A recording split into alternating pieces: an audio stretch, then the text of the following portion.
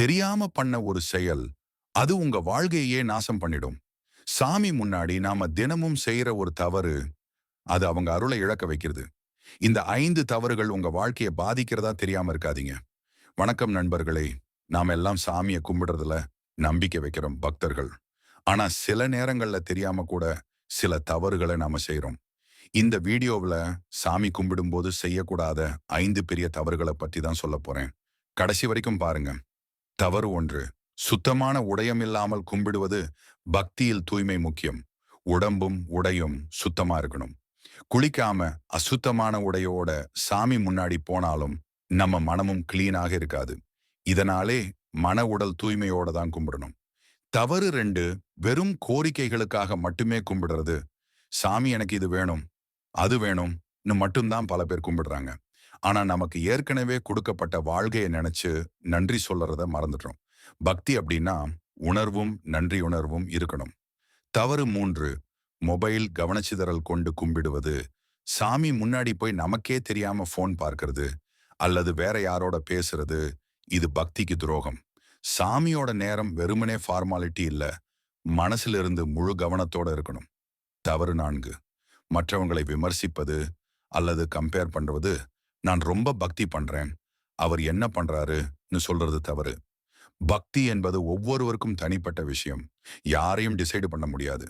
நாம எப்படிப்பட்ட மனதோட இருக்கிறோம்னு தான் முக்கியம். தவறு 5. சாமியிடம் பொய்யாக நடிப்பது. சிலர் சாமி முன்னாடி ஆக்டிங் பண்ற மாதிரி, வெளியில நல்லவங்க மாதிரி, ஆனா உள்ள வேற மாதிரி. பக்தியில நம்ம இயல்பாக இருத்தல் தான் முக்கியம். சாமிக்கெல்லாம் நம்ம உள்ளம் தெரியும். வணக்கம் பக்தி மிகு நண்பர்களே. இந்த உலகில் எத்தனையோ நம் தேவைகளை பூர்த்தி செய்ய, நம்மை வழி நடத்த, ஒவ்வொரு நொடியும் நம்மை பார்த்து கொண்டிருக்கிற அந்த பரம்பொருளை நாம் நினைக்கும் போது, நம்மிடம் ஒரு சுத்தமான மனநிலையும் உண்மையான அன்பும் இருக்க வேண்டியது மிக மிக முக்கியமானது. ஆனால் சில நேரங்களில் நாம் அறியாமலோ பழக்க வழக்கமாகவோ பக்தியின் பேரில் சில தவறுகளை செய்து விடுகிறோம். இந்த வீடியோவின் மூலமாக அந்த தவறுகளிலிருந்து நம்மை பாதுகாத்துக் கொள்வது எப்படி என்பதையும், உண்மையான பக்தி எப்படி இருக்க வேண்டும் என்பதையும் விரிவாக பார்க்க போறோம். தவறு 1. உடலிலும் மனதிலும் தூய்மை இல்லை என்றால் அந்த பூஜையின் சாற்று வீணாகி போகும் என்பதே அனைத்து ஞானிகளும் சொல்வதை கேட்டிருக்கிறோம். சாமி அருகே போகும்போது நாம் முதலில் குளித்து தூய்மையான உடையில், எதையும் குறைக்காத மரியாதையோடும் நம்பிக்கையோடும் நின்று நம்மை முழுமையாக அங்கு அர்ப்பணிக்க வேண்டும். இந்த தூய்மை என்பது உடலை மட்டும் குறிக்கவில்லை.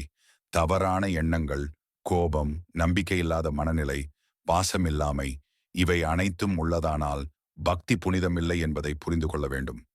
தவறு 2. தேவைகளை மட்டும் நினைத்து சாமியை நாடுவது. சாமியை நினைக்கும் நம் எண்ணங்கள் தேவைகளை நிவர்த்தி செய்யும் சாதனமாக அல்ல, நம் வாழ்க்கையில் ஒளியாகவும் வழிகாட்டியாகவும் இருக்க வேண்டும். அதாவது சாமி எனக்கு வேலை வேணும், எனக்கு பணம் வேணும், அவங்கள கல்யாணம் பண்ணணும் மட்டும் சொல்லும் பக்தி ஒருவேளை நம்மை நோக்கி வருகிற அருளை கூட தடுக்கக்கூடியதா இருக்கலாம். நம்முடைய வேண்டுதல்கள் உண்மையான நன்றியுடன் கலந்திருக்க வேண்டும். இவ்வளவு வாழ்க்கை தந்தீர், நன்றி, இன்னும் சிறப்பாக முன்னேற அருள் புரியணும் என்று மனசிலிருந்து பேசணும். அதுதான் உண்மையான பக்தியின் முதல் அடையாளம். தவறு 3. கவனச்சிதறலுடன் கும்பிடுவது. சாமியின் முன் நின்று நம்ம முழு கவனத்தையும் அவர் மேல் திருப்பாமல், ஒரு கையில் மொபைல் போனில் ஸ்க்ரோல் பண்ணிக்கிட்டு அல்லது நமக்கே தெரியாம வெறும் வாயை மட்டும் ஓட்டிட்டு மனசை வேற இடத்துல வைத்து பூஜை செய்கிறது உண்மையான பக்தி அல்ல. பகவானிடம் பக்தி செலுத்தும் போது நம்ம மனத்தையும் உயிரையும் அந்த நிமிடத்துக்கு அவர் முன்னிலையில் வீணாக்காமல், தூய்மை உள்ளத்தோடு கவனத்தை ஒற்றை நோக்கமா வைத்துத்தான் நம்மை அர்ப்பணிக்கணும். தவறு 4. மற்றவர்களை விமர்சிப்பது. பக்தியில் போட்டி போடுவது. பக்தியில யாராவது நம்ம விட அதிகமா பூஜை பண்றாங்கன்னு நாம் பொறாமைப்படக்கூடாது. அதே நேரத்துல நம்மை போல் இல்லாதவர்களை இவர் பக்தியே இல்லைன்னு விமர்சிக்க கூடாது. பகவானோட உறவு என்பது ஒவ்வொரு மனிதருக்கும் தனிப்பட்டது. அந்த உறவிற்கு நம்மால் மதிப்பீடு வைக்க முடியாது. நம்முடைய பாவங்களை சாமி பொறுத்து பார்த்து மன்னிக்கிறார். அதே போல மற்றவர்கள் எதை கடந்து வந்திருக்கிறார்கள் என்பதை நாம் அறியாத போது விமர்சிப்பது ஒரு பெரிய பாவமாக இருக்கக்கூடும். தவறு 5. மனதிலிருந்த உண்மையில்லாமல் நடிப்பது. பக்தியில் முக்கியமானது உண்மை. நாம் வெளியில நன்றாக கும்பிடுற மாதிரி நடிக்கலாம். ஆனால் சாமிக்கு எதுக்கு அந்த நடிகை திறமை? அவர் நம்ம உள்ளத்தை பார்த்துதான் முடிவு செய்வார். ஒரு நிமிட உண்மை மனதோடு சொன்ன ஒரு ஓம் நம சிவாய் நாமம் 100 முறை தலையணைச்சு கைகூப்பியும் உள்ளம் வேறு இடத்தில் இருந்தால் அதைவிட பெரிது. பக்தி என்பது வாஞ்சையும் வஞ்சகமில்லாத பாசமும் சேர்ந்திருக்க வேண்டிய ஒரு தூய முயற்சி. இந்த 5 தவறுகள் நாம் அர்த்தமுள்ள பக்தி வாழ்க்கையை நடத்தும் போது தவிர்க்க வேண்டியவை. பக்தி என்பது ஒரு பயணம்தான். அதில் நாம் இன்னும் தூய்மையாகவும் உண்மையாகவும் வளர வேண்டும்.